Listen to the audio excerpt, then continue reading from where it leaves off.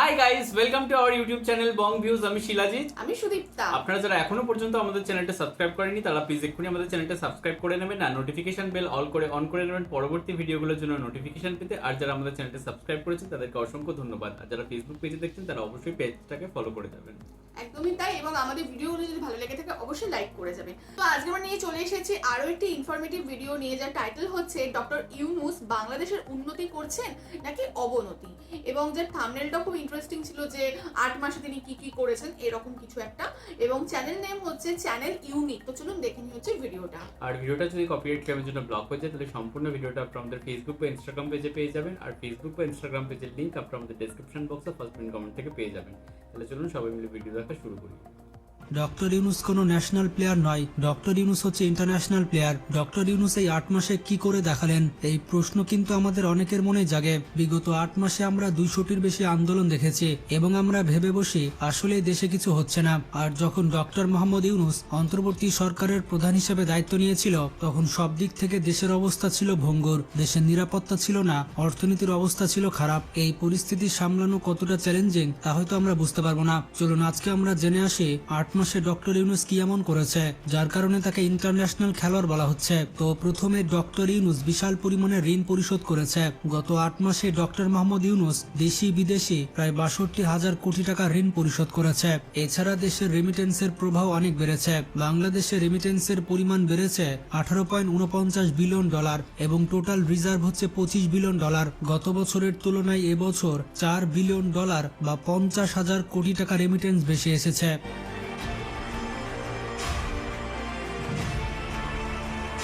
Doctor ইউনূসের আরেকটি সাফল্য হচ্ছে খাদ্যদ্রব্য মূল্য নিয়ন্ত্রণ। গত বছর রমজানে আমরা দেখেছি খাদ্যদ্রব্যের দাম কত ছিল। পেঁয়াজের দাম ছিল 100 থেকে 150 টাকা কেজি, সেখানে আমরা পেঁয়াজ খাচ্ছি 20 থেকে 30 টাকা কেজিতে। গত রমজান মাসে বাজারের পরিস্থিতি খুবই খারাপ ছিল, তবে সারপ্রাইজিংলি এবার দ্রব্যমূল্যের বাজারটা স্বাভাবিক রয়েছে। ক্রেতারা বাজারে গিয়ে অনেক সন্তুষ্ট, অনেক পণ্যের মূল্য নিয়ন্ত্রণে রয়েছে, কিন্তু এগুলো নিয়ে আমরা কথা বলছি না।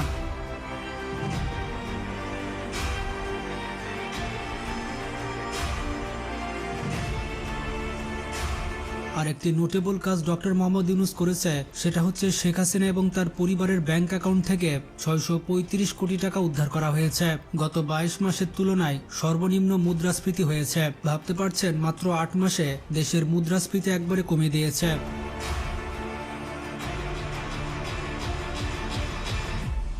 এছাড়া ধর্ষণের মতো ঘৃণিত অপরাধের তদন্ত 15 দিনের মধ্যে করতে হবে এবং বিচার 90 দিনের মধ্যে করতে হবে। এটা ডক্টর ইউনূস সরকারের একটি সাফল্য। 7 বছরের শিশুকে ধর্ষণ ও হত্যার ঘটনায় আসামিকে মৃত্যুদণ্ডাদেশ দিয়েছেন আদালত। খুশি, আদালতের প্রতি খুশি। বাংলাদেশে যে আইনের বিচার আছে আরো এক ধাপ বাংলাদেশ এই রায়ের মাধ্যমে দিয়ে আগায় গেল। রায় শুনে, জজ সাহেবের রায় শুনে আমরা সম্পূর্ণরূপে সন্তুষ্ট। এছাড়া বিগত সরকারের আমলে অর্থনৈতিক কেলেঙ্কারির কারণে বাংলাদেশ ফুটবল ফেডারেশনের উপরে ফিফা নিষেধাজ্ঞা দিয়েছিল, কিন্তু ডক্টর মোহাম্মদ ইউনূসের পদক্ষেপের কারণে বাংলাদেশ ফুটবল ফেডারেশনের উপর থেকে নিষেধাজ্ঞা তুলে নেয় ফিফা। এখন বুঝতে পারছেন আন্তর্জাতিক অঙ্গনে ডক্টর ইউনূসের কত ক্ষমতা রয়েছে।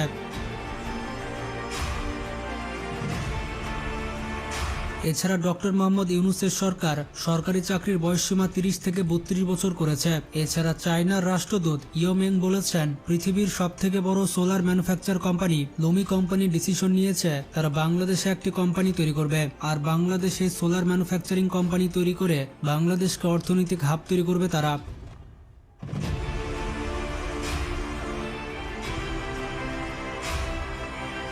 এছাড়া ডক্টর ইউনূসের কূটনৈতিক বেশ কিছু কারিশমা রয়েছে, যেমন ইলন মাস্কের সাথে তার কথোপকথন। স্টারলিং বাংলাদেশে আসবে এমন আভাস ডক্টর ইউনূস দিয়েছেন। ইলন মাস্কের স্টারলিং যদি বাংলাদেশে আসে তাহলে বাংলাদেশে অন্যরকম বিপ্লব ঘটবে প্রযুক্তির ক্ষেত্রে। একবার চিন্তা করুন, মাত্র 8 মাসে এত কিছু করেছে। কোন জায়গায় কোন প্লেকার্ড দেখাতে হবে সেটা ডক্টর ইউনূস স্যার ভালো করেই জানে। আমি স্টারলিংকের প্রতিষ্ঠাতা এবং বিশ্বের শীর্ষ দনকুবের স্পেস এক্স ও টেসলার মালিক এলন মাস্কের সঙ্গে ফোনে আলাপ করে বাংলাদেশে স্টারলিংকের কার্যক্রম শুরু করার আহ্বান জানিয়েছি। সে অনুসারে কোম্পানির প্রতিনিধিরা এখন বাংলাদেশে তাদের কার্যক্রম শুরুর আয়োজন করছে। জাতিসংঘের মহাসচিব অ্যান্তোনিও গুতেরেসকে বাংলাদেশে নিয়ে এসেছেন ডক্টর ইউনূস। 14 মার্চ কক্সবাজারে এসেছিলেন অ্যান্তোনিও গুতেরেস এবং তিনি 1 লক্ষ রোহিঙ্গা শরণার্থীর সাথে ইফতার করেছেন। শরণার্থী রোহিঙ্গাদের হাতে উল্লেখযোগ্য কিছু ব্যানার দেখা যায়, সেখানে লেখা ছিল জাতিসংঘ আমাদের নিরাপত্তা এবং মর্যাদাপূর্ণ প্রত্যাবর্তন নিশ্চিত করুন। এছাড়া লেখা ছিল জাতিসংঘ আমাদের বাড়িতে নিয়ে যান, আমরা হচ্ছে রোহিঙ্গা, আমরা রাষ্ট্রহীন নই। আরও লেখা ছিল মায়ানমারে আমাদের অধিকার নিশ্চিত করুন। আপনারা কি ভেবেছেন জাতিসংঘের মহাসচিব অ্যান্তোনিও গুতেরেস বাংলাদেশে আসবে আর রোহিঙ্গারা এভাবে ব্যানার নিয়ে দাঁড়িয়ে থাকবে? এই সব কিছু এমনি এমনি হচ্ছে না, এগুলো হচ্ছে ডক্টর মোহাম্মদ ইউনূসের প্ল্যানিং এর কারণে। এছাড়া জাতিসংঘ মহাসচিব বলেছে আগামী রমজানের ইফতার রোহিঙ্গারা মিয়ানমারে গিয়ে করবে। তাছাড়া রোহিঙ্গাদের উদ্দেশ্যে ডক্টর মোহাম্মদ ইউনূস চট্টগ্রামের যে আঞ্চলিক ভাষায় বক্তব্য দিয়েছেন সেটি শুনে সত্যি আমি মুগ্ধ হয়ে গিয়েছি। কেউ ক্ষমতা আছে, ধন সম্পদ আছে, যে জায়গা জমি আছে, আমরা তো গরিব পারি দেশের চাইতে নতুন বলি আরেকজন গরিব মানুষের বোঝা হয়ে গেবে। আর তো কে বোঝা হইতাম না চাই আর কুয়াশা বড় হইতো চার দাদা দাদির খবরের পাশে, নিজের ঘরের পাশে, আত্মীয় স্বজনের পাশে ইয়েনারা না পারিস। অথচ সুযোগ পেলে আমরা ডক্টর ইউনূসকে শুলে চড়াই। জাতিসংঘের মহাসচিবকে পাঞ্জাবি পরে নিয়ে এসেছে, এটা বাংলাদেশের ইতিহাসে কেউ করতে পারেনি। এছাড়া স্কুলের বইগুলোতে শেখ হাসিনার উল্টাপাল্টা যে সিলেবাস ছিল সেই সিলেবাস পরিবর্তন করা হয়েছে এবং সাজানো গোছানো সিলেবাস দেওয়া হয়েছে। এখন থেকে প্রাথমিকের প্রধান শিক্ষকেরা পাবেন 2য় শ্রেণীর গ্যাজেটের কর্মকর্তাদের মতো বেতন এবং সম্মান। ছাত্র জনতার বিপ্লবের যে প্রত্যাশা, সেই প্রত্যাশা অনুযায়ী হচ্ছে, সেটাকে আমি ইতিবাচক ভাবেই দেখি, কিন্তু এটার একটা স্থায়ীকরণ প্রয়োজন, যাতে করে পরবর্তীতে আবার পরিবর্তন না হয়ে যায়। যে রাজনৈতিক সরকারই আসুক তারা একচোখা হয়ে যায়, এই একচোখাটা না হয়ে সর্বজনীন ভাবে যদি এটা করা যায় সেটা অবশ্যই উত্তম। জাতিসংঘের মহাসচিব বলেছে আগামী বছর মিয়ানমারে রোহিঙ্গাদের ফিরিয়ে নিয়ে যাবে এবং আগামী রমজানে তাদের সাথে ইফতার করবে। বাংলাদেশের জন্য এর থেকে বড় সুখবর আর কি হতে পারে? বন্ধুরা, অনেক কিছু বলা সহজ, গালমন্দ করা সহজ, নির্বাচন দ্রুত চাওয়া সহজ, ব্যক্তিকেন্দ্রিক একটি জাতিকে উন্নতির শিখরে নিয়ে যাওয়ার জন্য ডক্টর ইউনূস সবসময় ব্যস্ত। তারপরও তিনি অনেক কিছু করছেন এবং ভবিষ্যতে করে যাবেন। 8 মাসে ডক্টর ইউনূস কি করেছে তার যদি আমরা সামারি করি তাহলে আমরা বেশ কিছু জিনিস পাবো, যেমন 15,000 কোটি টাকার বিশ্বমানের মেডিকেল প্রতিষ্ঠা। ডক্টর মোহাম্মদ ইউনূসের অন্তর্বর্তী সরকার 12,000 কোটি টাকা দিয়ে 4টি মহাসাগরীয় বাণিজ্যিক জাহাজ ক্রয় করেছে। চীনের সাথে 10,000 কোটি টাকার তিস্তা ব্যারেজ তৈরি হচ্ছে। বাংলাদেশ বিনা শুল্কে 2028 সাল পর্যন্ত মুক্ত বাণিজ্য করতে পারবে। এছাড়া বিশেষ অর্থনৈতিক অঞ্চল তৈরির $1 ট্রিলিয়ন চুক্তি হতে যাচ্ছে। ঠিক তখনই পৃথিবীর উত্তর মেরু থেকে খবর আসছে বাংলাদেশের সব থেকে বড় সমস্যা, জাতিসংঘে রোহিঙ্গা প্রস্তাব পাশ হয়েছে 140 দেশের প্রত্যক্ষ ভোটে, যেখানে কোনো দেশ বিপক্ষে ভোট দেয়নি। রোহিঙ্গাদের আগে যেখানে খাবার বাবদ মাসিক $7 বা 847 টাকা দেওয়া হতো, নতুন বাজেটে সেটি বাড়িয়ে এখন জন প্রতি খাবারে $12 তথা 1452 টাকা দেওয়া হবে। এখানেই শেষ নয়, ফেডারেল থেকে খবর এসেছে দীর্ঘ 1 যুগ পর বাংলাদেশের রিজার্ভ $25 বিলিয়ন বেড়ে দাঁড়িয়েছে। শুধু 1 মাসে দেশে ডলার এসেছে প্রায় $4 বিলিয়ন বা 50,000 কোটি টাকা।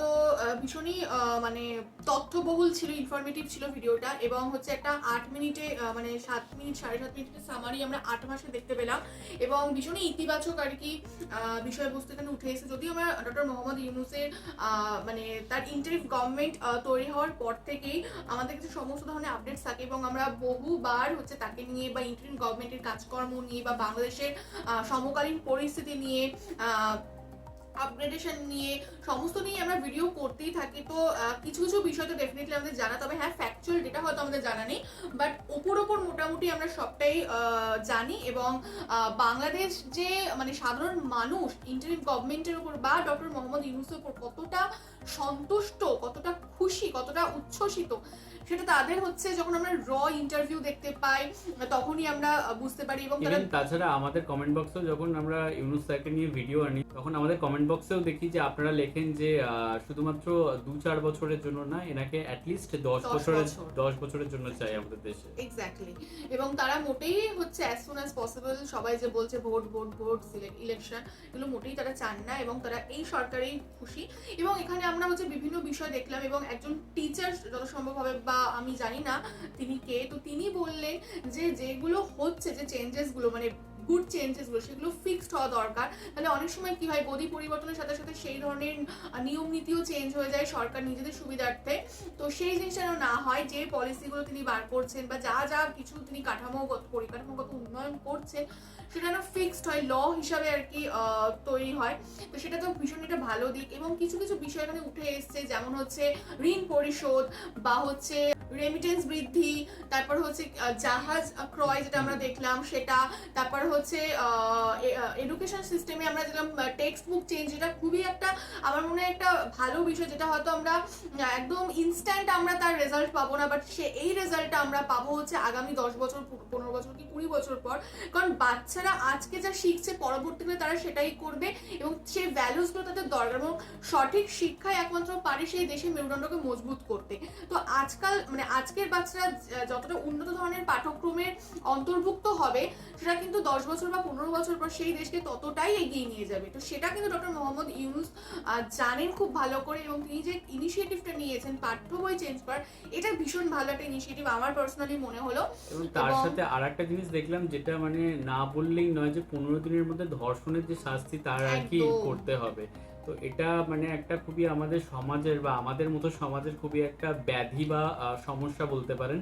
তো সেখানে দাঁড়িয়ে যে 15 দিন সময়সীমা বেঁধে দেওয়া হয়েছে এবং তার মধ্যে যে বিচার করতে হবে 90 দিন, হ্যাঁ, তো এই 90 দিনের মধ্যে যে বিচার করতে হবে, তো এটা খুবই একটা ভালো জিনিস। এবং এটা এইগুলো কোথাও গিয়ে একটা মানে নির্যাতিতরাও আর কি কোথাও গিয়ে বা এফআইআর বা ডায়েরি করতে গিয়ে ভরসা পাবে যে অ্যাটলিস্ট আমি 90 দিনের মধ্যে বিচারটা পাবো, বা অ্যাটলিস্ট আমার মানে এই জিনিসটা বিফলে যাবে না, আমি Exactly. বিচার পাবো এবং যোগ্য হ্যাঁ। বিচার পাবো। এবং আরেকটা জিনিস দেখে খুব ভালো লাগলো যে মানে তার যে আন্তর্জাতিক মহলে যে তার পরিচিতি বা তার যে একটা সুখ্যাতি রয়েছে, তো সেটাও কিন্তু বাংলাদেশের কোথাও গিয়ে আর্থসামাজিক দিক থেকে বা কূটনৈতিক স্তরে বা ডিপ্লোমেসির যে ক্ষেত্র আর কি গুলো রয়েছে, তো সেখানেও আর কি সেটা প্রভাব রাখছে। এবং ইউএন এর মতো আর কি যে প্রেসিডেন্ট মানে সেই সংস্থার, তো তাকে বাংলাদেশে এনেছেন এবং সেখানে গিয়ে কোথাও গিয়ে তাকে পাঞ্জাবি পরিয়েছেন। তো এটা মানে অবিশ্বাস্য একটা বিষয়, এবং মানে তার সেই পাওয়ারটা না থাকলে কোনোদিনই সম্ভব হতো না এই একদমই জিনিসটা। তাই, একদমই তাই। এবং তিনি বলেওছেন যে পরবর্তী ইফতার তারা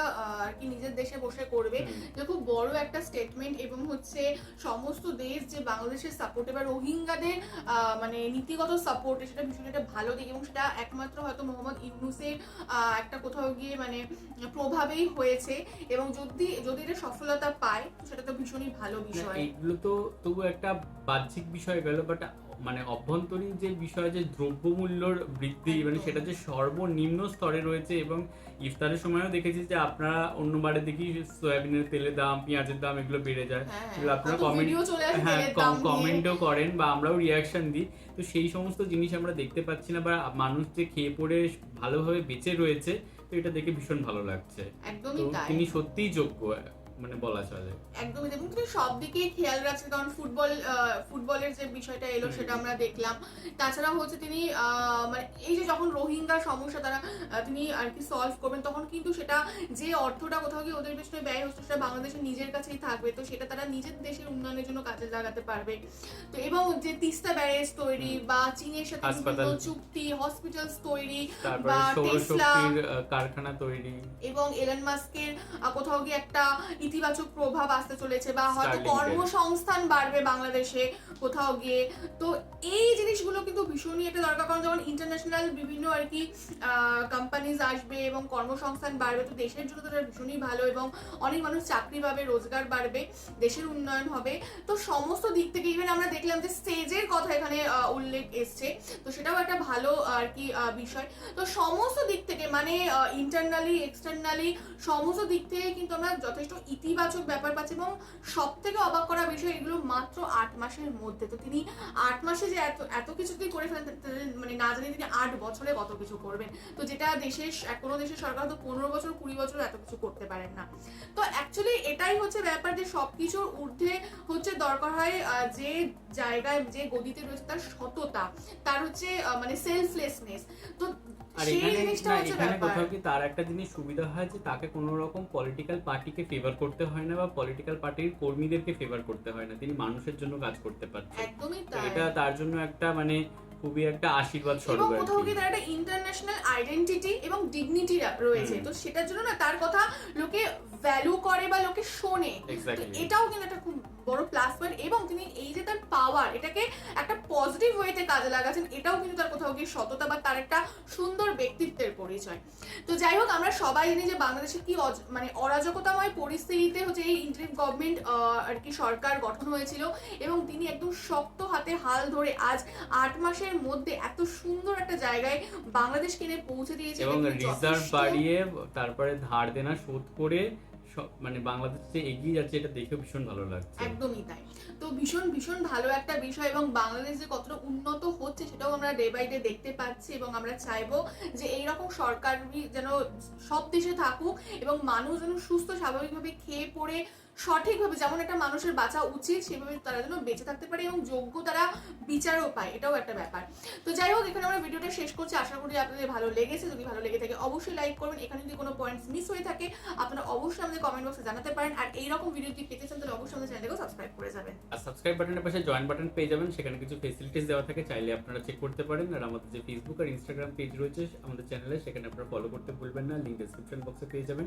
আর আমাদের চ্যানেলে যে ফেসবুক গ্রুপটা রয়েছে সেখানে আপনারা জয়েন করে আপনারা আপনাদের মনের মতো সমস্ত কিছু পোস্ট করতে পারেন, তার লিঙ্কও ডেসক্রিপশন বক্সে দেওয়া রয়েছে। আর আমাদের যদি আপনারা পার্সোনালি পছন্দ করে থাকেন আমাকে শিলাজিৎ অফিস সুদীপ্তা হিসেবে, তাহলে আমাদের পার্সোনাল ফেসবুক আর ইনস্টাগ্রাম সাইটে ফলো করতে পারেন, লিঙ্ক ডেসক্রিপশন বক্সে পেয়ে যাবেন। তো দেখা হচ্ছে পরবর্তী ভিডিওতে। আজ এ পর্যন্তই, টাটা।